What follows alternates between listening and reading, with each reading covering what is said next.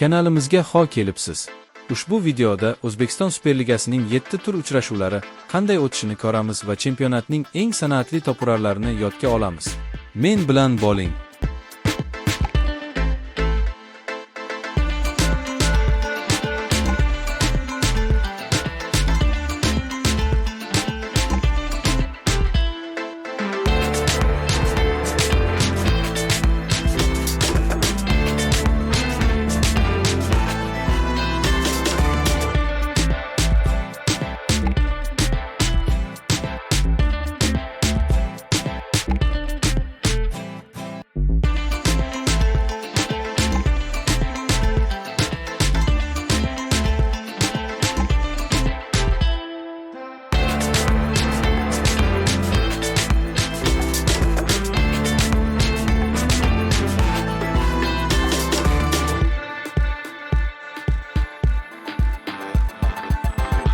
Chempionatning to'purari Sog'diyona jamoasidan Lyubcho Doriyev 5 ta gol bilan.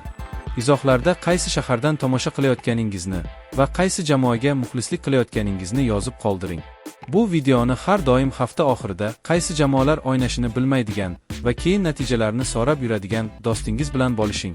Kanalga obuna bo'lishni va boshqa videolarimizni tomosha qilishni unutmang. Keyingi videoda ko'rishguncha